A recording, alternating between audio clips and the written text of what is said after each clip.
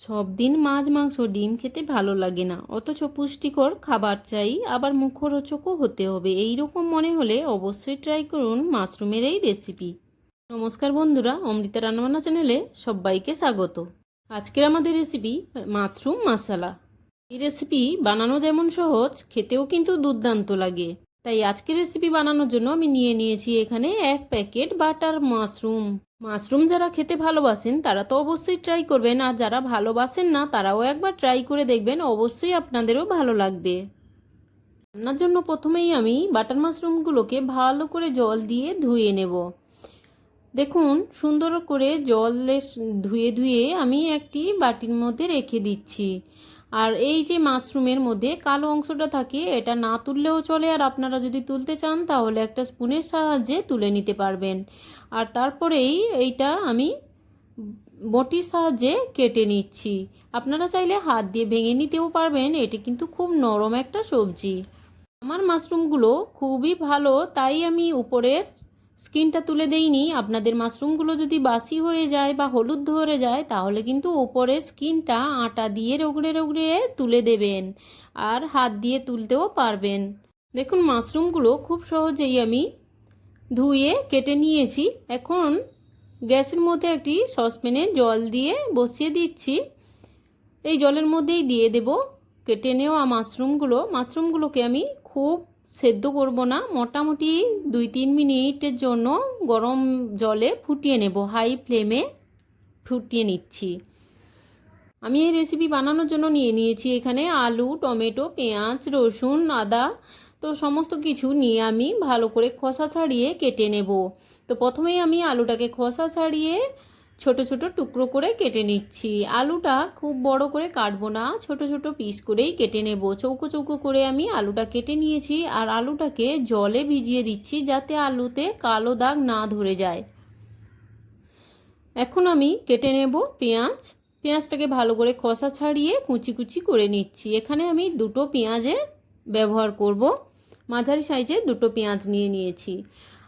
আর নিয়ে নেব এখানে রসুনটার প্রথমেই আমি লেজটা কেটে তারপর ছাড়িয়ে নিচ্ছি কোয়াগুলি। তারপরে রসুনের মাথাটাকে বটি দিয়ে কেটে দিচ্ছি, তাতে করে রসুনটা ছাড়াতে খুবই সুবিধা হয়। আর দেখুন, এখানে আমি 10 থেকে 12টা রসুনের কোয়া ছাড়িয়ে নিয়েছি। এখানে একটা টমেটোটাকে গ্রেটারের সাহায্যে গ্রেট করে নিয়েছি। আর নিয়ে নিয়েছি রান্নার জন্য অর্ধেক ক্যাপসিকামের দানা এবং বোঁটাগুলো ফেলে দিচ্ছি, দিয়ে ক্যাপসিকামটাকে চৌকো চৌকো করে কেটে নিচ্ছি। তো ক্যাপসিকামটা কাটা হয়ে গিয়েছে, আর এখন দেখুন মাশরুমটা আমার সেদ্ধ হয়ে গিয়েছে। মাশরুমটা নামিয়ে নিচ্ছি। মাশরুমটা আগেই আমি বন্ধ করে দিয়েছিলাম। এখন আমি বসিয়ে দিচ্ছি একটি কড়াইটা ভালোভাবে গরম করে নেব। গরম হয়ে গেলেই এখানে দিয়ে দেব রিফাইন্ড অয়েল। আপনারা চাইলে সরিষার তেলেও রান্না করতে পারবেন। তেলটা কড়ার চারদিকেই ছড়িয়ে দিয়েছি। এখন আমি দিয়ে দেব কেটে রাখা আলুগুলো আমি ভেজে নেব খুব ভালোভাবে, একটু লাল লাল করেই ভেজে নেব। তাই দিয়ে দিচ্ছি লবণ পরিমাণ মতো, দিয়ে দেব এখানে হলুদ পরিমাণ মতো, দিয়ে বেশ ভালো করে নাড়াচাড়া করে ভাজা হতে দেব। আলুটা আমার ভাজা হতে থাক, আমি কিছু মশলা এখানে বানিয়ে নেব। ততক্ষণে নিয়ে নিয়েছি রসুন কোয়া, আমি শিলনোড়ায় থেতো করে নিচ্ছি। রসুনটাকে বাটার কোনো দরকার নেই, এইভাবে থেতো করলেই হবে। আর নিয়ে নিয়েছি 1 চামচ গোটা জিরে, 1 চামচ গোটা ধনে। একসঙ্গেই জিরে আর ধনেটাকে জল দিয়ে বেটে নেব মসৃণ করে। হ্যাঁ, একটা কথা বলে দিই আপনাদের, আপনারা যদি নিরামিষভোজী হন বা নিরামিষ দিনে মাশরুমটা খেতে চান তাহলে পেঁয়াজ আর রসুনটা বাদ দিয়েই রেসিপিটা একই রকমভাবে রান্না করে নিতে পারবেন, তাতেও খুবই ভালো লাগবে। জিরে আর ধনেটা আমি মসৃণ করে বেটে নিয়েছি। এখন এখানে নিয়ে নিচ্ছি চালমগজ দানা প্রায় 1 চামচ, নিয়ে আমি খুবই মসৃণ করে বেটে নিচ্ছি। তো এখন দেখুন আলুটা আমার খুব সুন্দর লাল লাল করে ভাজা হয়ে গিয়েছে। আলুটা আমি একটি বাটিতে নামিয়ে নিচ্ছি। আর ওই কড়াইতেই আমি দিয়ে দিচ্ছি সরিষার তেল। তেলটা আমার খুব ভালোভাবে গরম হয়ে গিয়েছে। দিয়ে দিলাম দুটো শুকনো লঙ্কা, দিয়ে দেব একটি গোটা তেজপাতা কেটে দিয়ে দিচ্ছি। এখন দিয়ে দিচ্ছি 1 চামচ কালো জিরে। সমস্ত ফোড়নগুলোকে ভালোভাবে ভেজে নিচ্ছি। ফোড়ন থেকে সুন্দর একটা স্মেল উঠেছে। এখন আমি দিয়ে দিচ্ছি থেতো করে রাখা রসুনটাকে খুব ভালো করে ভেজে নেব।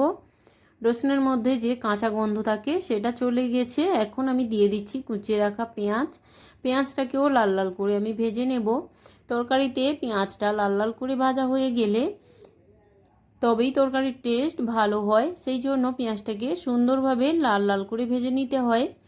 আর এখানেও আমি পেঁয়াজটাকে সুন্দর করে ভেজে নিয়েছি। এখন আমি কয়েকটা গোটা মশলা দিয়ে দেব। এই মশলার মধ্যে আছে এখানে গোটা দারচিনি একটি, দিয়ে দিচ্ছি 3টি লবঙ্গ, দিচ্ছি 2টি এলাচ, 4টি গোলমরিচ। সমস্ত কিছু একসঙ্গে দিয়ে বেশ ভালো করে নাড়িয়ে চাড়িয়ে নেব। তো এই গোটা মশলাটা অবশ্যই দেবেন, তাহলে দেখবেন তরকারির টেস্ট অনেক ভালো হবে, স্বাদ এবং গন্ধ দুটোই ভালো থাকবে।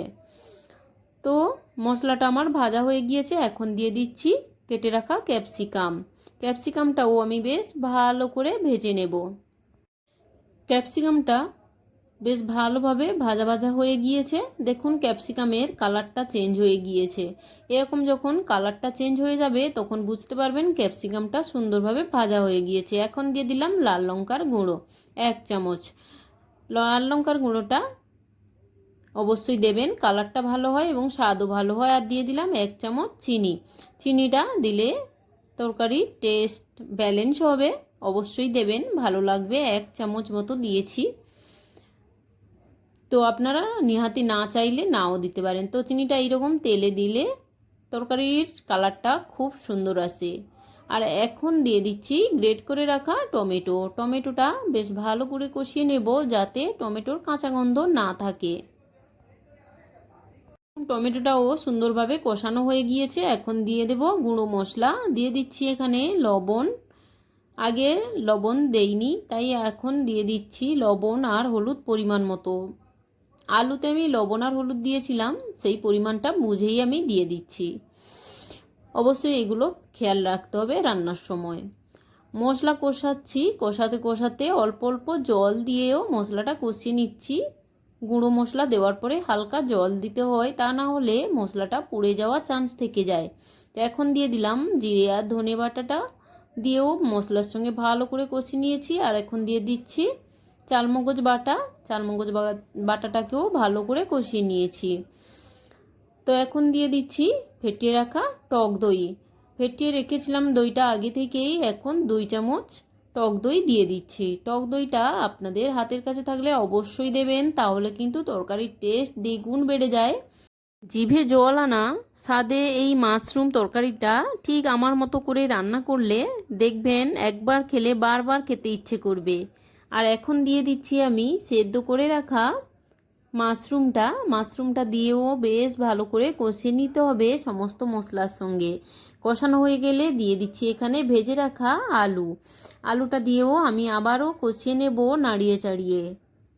এই রেসিপি ভাত, রুটি, লুচি, পরোটা সব কিছুর সঙ্গেই খেতে পারবেন, দারুণ লাগে খেতে। শুধু স্বাদে নয়, মাশরুমে আছে প্রচুর পরিমাণে প্রোটিন এবং ভিটামিন। খুব সুন্দরভাবে আমার কষানো হয়ে গিয়েছে তরকারিটা। এখন আমি দিয়ে দেব সরিষা বাটার পেস্টটা আমি একটু বাটনা জল দিয়ে ভালো করে পেস্ট বানিয়ে নিয়েছি। তরল পেস্টটা এখন ছাঁকনির সাহায্যে ছেঁকে নিচ্ছি।